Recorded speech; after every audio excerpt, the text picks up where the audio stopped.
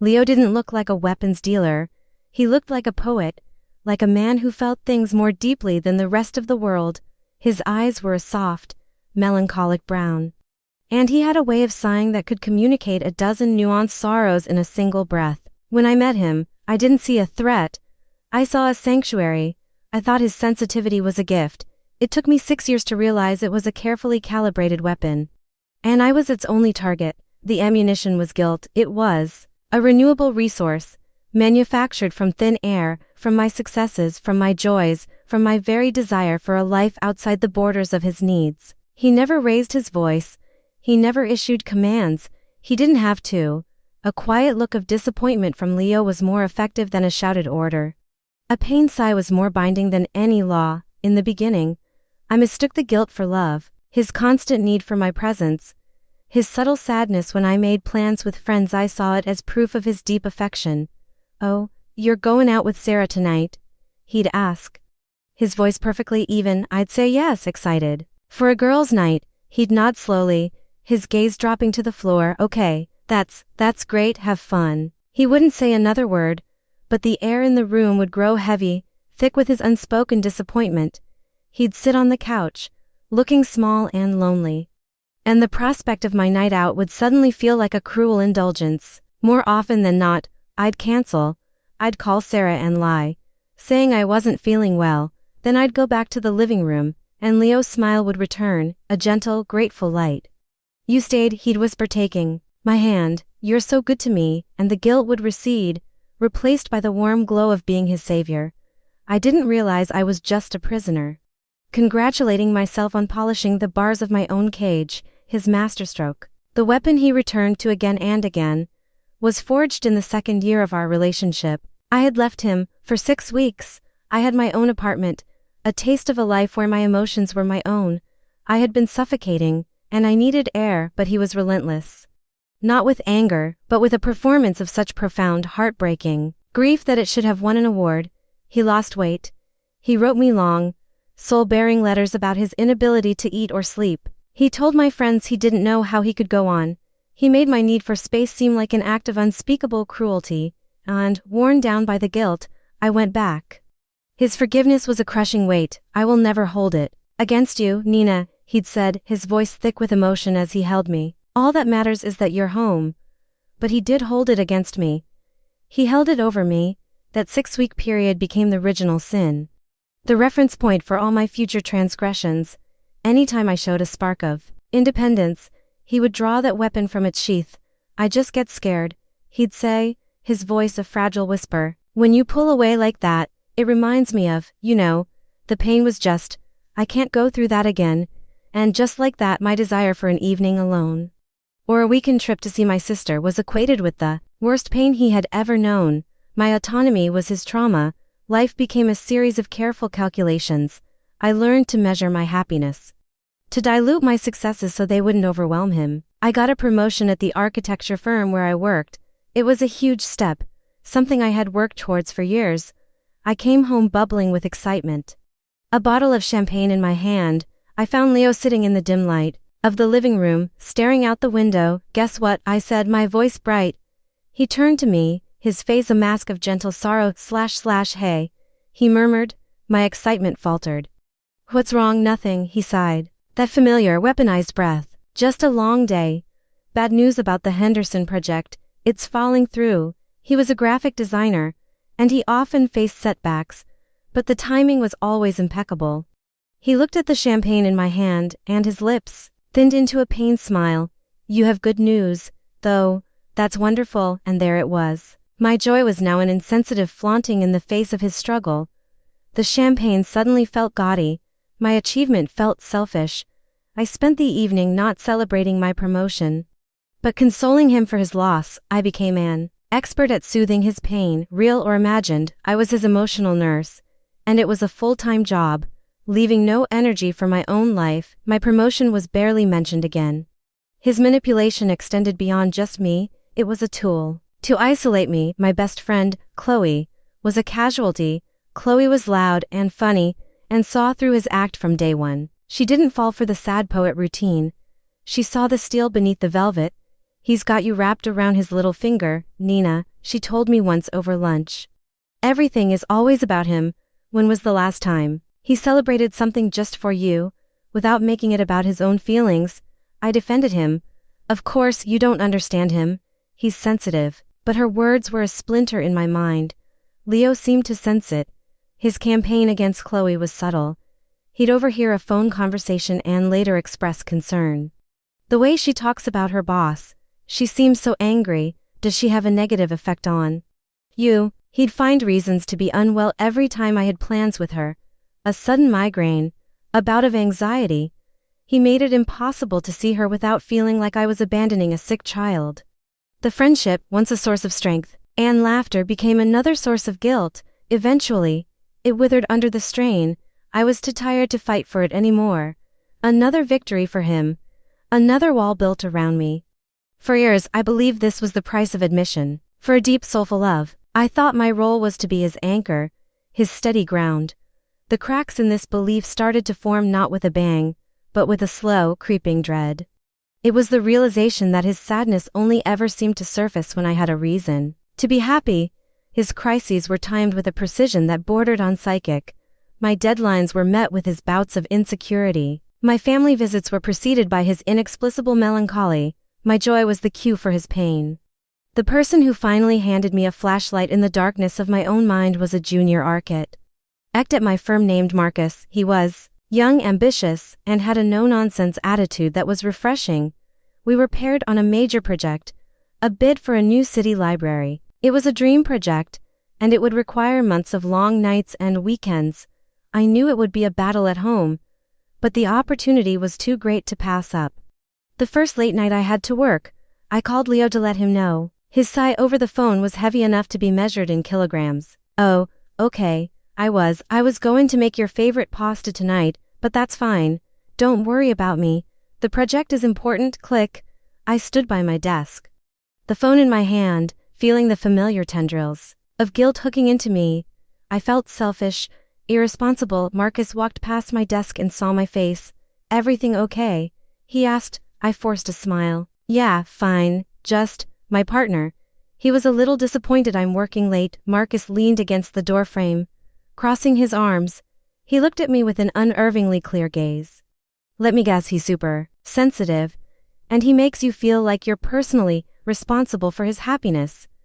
And every time you have to focus on work, he has some kind of minor emotional crisis that only you can solve. I stared at him, my mouth slightly agape. It was like he had read the last 6 years of my diary. How did you know that? He shrugged, a wry smile on his face. My sister was married to a guy like that for a decade. The sensitive ones are the most dangerous. They don't hit you. They just make you hit yourself. He tapped his temple. Be careful, Nina. That project you're designing out there. Make sure you're not the one paying for it in here. His words echoed in my head for weeks. They just make you hit yourself. I started to watch Leo with a new, terrifying objectivity. I saw the patterns. I saw the cause and effect. I saw the weapon being drawn, aimed, and fired. I could predict his reactions before they happened. A good meeting with the library committee would result in an evening where he felt strangely disconnected from me. A breakthrough in my design would be met with his complaints about a vague sense of anxiety he couldn't shake. It was a script, and I had been playing my part perfectly for years. The moment of refusal, the instant I decided I would no longer be a target, was not dramatic. It was silent. We had won the library bid. It was the single greatest achievement of my professional life. Our team went out for a celebratory dinner. I was ecstatic, floating on a cloud of accomplishment and relief. I called Leo to share the news, my voice buzzing with joy. We got it, Leo. We won the library project. There was a pause on the other end of the line, and then, the sigh. It was deeper this time, heavier. Wow, he said, his voice flat. Hollow. That's something. Something? I asked, the joy starting to curdle in my stomach. It's amazing. Yeah, I know. Today was rough, Nina. He proceeded to tell me a long, rambling story about a difficult client, about feeling creatively uninspired, about a headache that had been plaguing him all afternoon. He ended with, I'm sorry, I don't mean to be a downer. I really am happy for you. It's hard to feel celebratory right now, and in that moment. Listening to him use his phantom headache to hijack the proudest moment of my career. Something inside me snapped. It was the sheer, unmitigated audacity of it. The absolute predictability. I saw the weapon, clear as day, and for the first time, I didn't flinch. I didn't rush to placate him. I didn't apologize for my happiness. I took a deep breath. My voice, when I spoke, was calm. It was a voice I hadn't heard myself use in years. I hear that you had a bad day, Leo, and I am sorry for that. I paused, but my day was wonderful. My team and I achieved something incredible. And I am not going to let you diminish that. I am going to celebrate with my colleagues. I will see you when I get home. The silence on the other end of the line was deafening. It was not the silence of disappointment. It was the silence of confusion. The silence of a weapon that had misfired for the first time. Nina, he started, but I didn't let him finish. I'll see you later, I said, and I hung up the phone. My hand was trembling, but I felt a surge of adrenaline, of pure, unadulterated power. I had not been the target. I had simply refused to stand still. The rest of the dinner was a blur of happy chatter. But I was in my own world, replaying that tiny act of rebellion over and over. It felt more significant than winning the library contract. When I got home that night, he was waiting for me. He tried his usual tactics. The wounded eyes, the gentle, pained voice. I was worried, he said. You sounded harsh. The old me would have crumbled, begging for forgiveness. The new me just looked at him. I wasn't harsh, Leo, I was clear. I walked past him into the bedroom, my heart pounding, but my resolve like iron. This was the beginning of the end. The next few weeks were a strange dance. I practiced my refusal daily. He'd sigh, and I'd ask, "What do you need, Leo?" instead of asking what did I do wrong. He'd complain about feeling lonely, and I'd say, "I understand. I am going to read my book now," instead of dropping everything to soothe him. I was separating his feelings from my responsibility. I was dismantling the core mechanism of his weapon. He didn't know how to handle it. His tactics became more obvious, almost clumsy. His sadness began to look like petulance. His sensitivity began to look like narcissism. The more I refused to be a target, the clearer the truth became. The decision to leave was the final, logical step. It wasn't an act of anger or escape. It was an act of profound self-respect, an act of peace. I packed my things. While he was at work, I didn't take much, just my clothes, my books, and the designs for the library. I left him a note. I knew a conversation would just be one last desperate attempt to aim his weapon at my heart. The note was short. Leo, I have loved you, but I have spent our entire relationship feeling guilty for having a life of my own. Your feelings have been a weapon used to control me. And I refuse to be a target anymore. This isn't healthy for either of us. I wish you peace, Nina. My new life is quiet, it is peaceful. The most profound difference is not the absence of him, but the absence of the guilt. It's a silence that I am still getting used to. I can enjoy a success without looking over my shoulder. I can have a bad day without needing it to be someone else's fault. I can be happy, or sad, or tired, or ambitious, and the feeling is simply mine. It is not a reflection of anyone else. It is not a tool. It is not a transaction. It's just me. He used guilt as a weapon because it was the only way he knew how to feel powerful. But a weapon is useless if the target simply walks off the range. And I was finally, blessedly, out of his sights. The quiet in my new apartment was a physical presence. For the first week, it was a balm, a soothing antidote to the years of low-grade emotional noise I had endured. I would wake up in the morning, and the only feelings in the room were my own. There was no need to gauge a mood, to brace for a sigh, to tiptoe around a fragile ego. The silence was peace, but after that first week, the silence began to change. It grew vast and empty. The absence of his guilt was freedom. But the absence of another person entirely was a profound, echoing loneliness. I had forgotten how to be alone with myself. I had extricated myself from his narrative, but I had not yet begun to write my own. Leo, as I should have expected, did not remain silent for long. He understood that his direct line to me was cut, so he began a campaign to reach me through others. He weaponized their concern. Our mutual friend, a kind woman named Maria, called me a week after I left. Nina, honey, are you okay? She asked, her voice thick with worry. I just spoke to Leo. He's an absolute wreck. He said you just left. No explanation. He's so worried you're having some kind of breakdown. He said you seem so stressed about the library project. The old me would have been flooded with guilt. I would have felt the immense pressure to manage Maria's feelings, to soothe Leo's pain through a third party, but the new, clearer me saw the strategy for what it was. He was painting me as unstable, as the one who was unwell, thereby validating his entire narrative of being my long-suffering caretaker. It was a brilliant, sick move. I'm not having a breakdown, Maria, I said, my voice calmer than I felt. I'm actually doing much better. My reasons for leaving are personal and complicated. I'm glad you're there to support him, but my decision is final. But he loves you so much, she insisted. He's just lost without you. I know, I said, and a wave of sadness washed over me, not guilt, but a genuine sadness for the man I thought he was. I need to go, Maria, I'll call you soon. I hung up the phone, my hand trembling slightly. I realized I hadn't just left Leo. I had left an entire social circle that saw me through his eyes. I was truly starting from zero. There was one person I needed to see, one bridge I had to rebuild, not out of steel and concrete, but out of apology and truth. I found Chloe on social media. Her profile a vibrant explosion of travel photos and pictures of her laughing with friends. Looking at it felt like looking at a life I was once a part of. I sent her a message, my heart pounding. Chloe, I know it's been a very long time, and I know I was a terrible friend. I let something important get pushed aside, and I am so sorry. If you're willing, I'd love to buy you a coffee and explain. I miss you, she responded. Within the hour. Coffee sounds good. Tomorrow, my treat. You sound like you again. We met at a small cafe, the kind of place Leo would have hated, loud, crowded, and full of mismatched furniture. When Chloe walked in, I stood up, and for a moment we just looked at each other. Then she opened her arms, and I fell into them. The hug was forgiveness and history and 1,000 inside jokes all at once. We both cried a little. Over coffee, I told her everything, the subtle manipulations, the constant guilt, the 6-week breakup, the library project, the conversation with Marcus. I laid the whole ugly, complicated story at her feet. She listened without interruption, her expression shifting from confusion to anger to a fierce, protective understanding.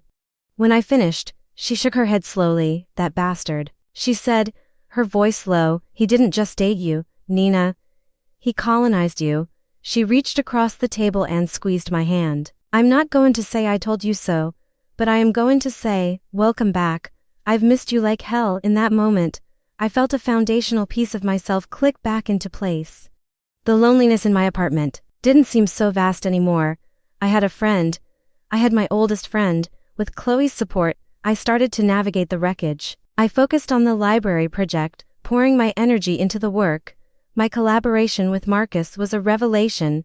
We would argue over design elements, challenge each other, and celebrate breakthroughs with high fives. It was a partnership based on mutual respect, not emotional dependency. It was clean, it was professional, it was sane. I was rediscovering the joy of my work, free from the shadow of Leo's moods.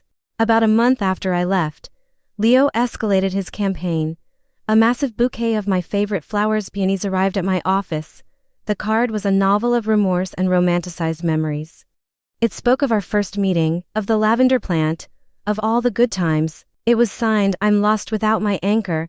Please come home, all my love. Leo. It was a guilt missile, aimed directly at my heart. A few years ago, it would have leveled me. Now, I saw it for what it was, a tactic. A beautiful, expensive, fragrant tactic. I read the card, put it in the shredder, and gave the flowers to the receptionist at the front desk.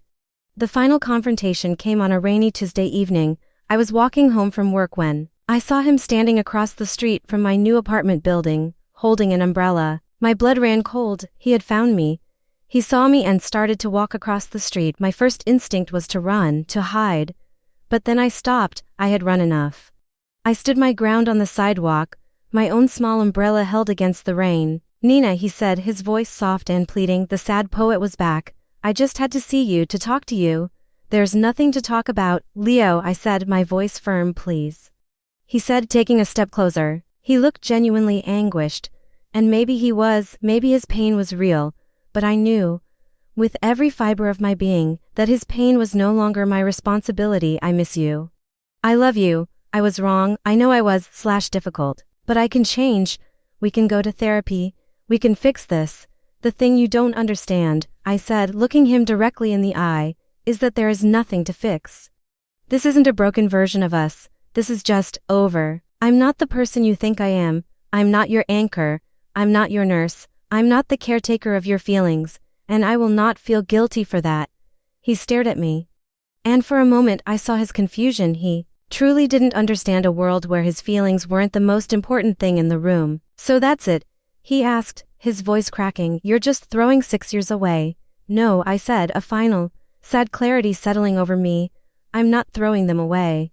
I'm learning from them, and the main thing I've learned is that I need to be on my own. I took a step back, creating more space between us. You can't be here, Leo. This is my home. You need to leave, and you can't contact me again. He just stood there in the rain, the water dripping from his umbrella. A man whose most powerful weapon had just been rendered completely useless. He looked, for the first time, truly pathetic. I turned, and without another word, I walked into my building and locked the door behind me. That night, the silence in my apartment wasn't lonely.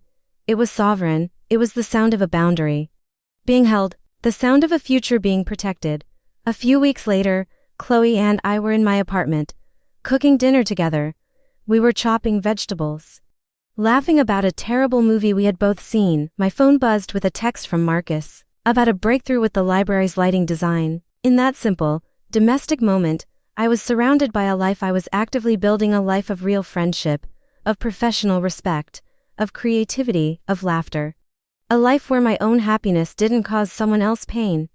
A life without a hidden price tag. I had refused to be the target, and in the quiet, beautiful aftermath, I was finally learning to be the hero of my own story. Another year passed. The silence in my apartment was no longer something I had to get used to. It was a cherished friend. It was a creative silence, a productive silence. A silence filled not with absence, but with the presence of my own thoughts. The library project, which had been the catalyst for so much turmoil, was nearing its grand opening. It stood as a testament to what I could accomplish, a beautiful, light-filled structure of glass and wood and quiet strength. It was my first major work as a lead architect, my first creation free from the gravitational pull of Leo's emotional needs. The grand opening was a major city event. I stood near the back of the crowd with Marcus and our team, watching. The mayor cut the ribbon. Journalists were everywhere, their cameras flashing. I felt a hand on my shoulder and turned to see Mrs. Gable, my old boss, her eyes shining with genuine pride. You did it, Nina, she said, her voice warm. You created a masterpiece. It's the soul of this city now. There was no mention of the past, no hint of the drama. There was only respect for the work, and in that moment, I felt a sense of professional validation that was so clean, so pure. It felt like sunlight. Life began to fill with new colors. Chloe and I were inseparable, our friendship rebuilt stronger than before, now forged with the steel of shared understanding. And there was someone new. His name was Ben. A landscape architect I had met through the library project. He was kind and straightforward, and his smiles were uncomplicated things, with no hidden subtext or emotional invoices attached. Our first few dates were a strange exercise in unlearning. My old instincts, honed by years of walking on eggshells, were still there like phantom limbs. I remember one evening, we were walking through a park after dinner. I had mentioned a few days earlier how much I missed the smell of jasmine, which grew all over my childhood home. As we walked, he led me down a small unmarked path. At the end of it was a huge, sprawling jasmine bush in full, fragrant bloom. I remembered you said you liked it, he said with a simple shrug, as if it were the most natural thing in the world. A jolt of pure, cold panic shot through me. It was the lavender plant all over again, the thoughtful gesture, the perfect memory. My mind, in a flash of trauma-induced reflex, screamed, is this a test? Is this a tool? What does he want from me? I must have frozen. Because he looked at me with genuine concern. Hey, you okay? Did I misread that? I thought you'd like it. I looked at his face, open, honest, and completely bewildered by my reaction. There was no hidden agenda in his eyes, and I had a choice. I could let the ghost of Leo poison this moment, to retreat into suspicion and fear, or I could choose to believe what was right in front of me. A kind man had done a kind thing. It was a conscious, deliberate effort, like flexing a muscle I hadn't used in years. No, I said, and I took a deep breath, letting the scent of the jasmine flood my senses. I forced myself to relax. It's not you, it's Perfect, it's actually perfect, thank you. I smiled at him, a real smile, and in that moment, I felt another layer of Leo's ghost fall away. Healing wasn't just about setting boundaries with him. It was about learning to tear down the walls I had built inside myself to survive him. The final test came about 6 months later. The library had been nominated for a prestigious National Architecture Award. The ceremony was a black tie affair in a massive, glittering ballroom. Chloe was my date, and we were seated with Marcus and Ben and the rest of our triumphant team. We won. When they called my name, the joy was so pure, so overwhelming, that I felt it in every cell of my body. I walked onto that stage, accepted the award, and gave a speech about the power of public spaces and collaborative creation. It was the proudest moment of my life. Later, as I was standing with my friends, laughing and holding the heavy, beautiful award in my hand, I felt a shift in the energy of the room. I glanced over towards the main bar. And there he was, Leo. He was standing with a small group of people. A glass of champagne in his hand. He looked older, and harder somehow. He was with a woman, she was young, pretty, and she was looking up at him with that familiar expression of rapt adoration. A look I used to see in my own mirror. As I watched, he sighed, a theatrical, sorrowful breath, and she immediately touched his arm, her face a mask of concern. My heart gave a single, hard thud against my ribs. It wasn't fear, it wasn't anger, it was a strange, distant, clinical recognition. The weapon was still there. But it had a new target now. I felt a pang of pity for her, for the journey she was about to unwillingly embark on. He caught my eye from across the room. For a split second, our gazes locked. I saw a flicker of something in his face, surprise, resentment, maybe even a vestige of his old, proprietary claim on me. I didn't hold his gaze. I didn't offer a polite, awkward smile. I didn't need to prove a point. I simply turned back to my circle of friends. I turned back to Chloe's laughter, to Ben's warm hand on my arm, to the weight of the award in my hand. I turned back to my life. He was just a man in a crowded room, a ghost from another lifetime. He was irrelevant. And that indifference was a more profound revenge than any anger could ever be. That night, back in my apartment, I didn't think about him at all. I put the award on my bookshelf. I opened a sketchbook to a blank page. For years, my creativity had been a source of conflict, a thing to be managed and controlled. Now, it was just mine. I began to draw, not a building, not a project for a client, but a wild, impossible garden, full of strange and beautiful flowers that obeyed no rules but their own. The lines were fluid. The shapes were organic. The composition was filled with a joyful, unapologetic chaos. The pen moved freely in my hand.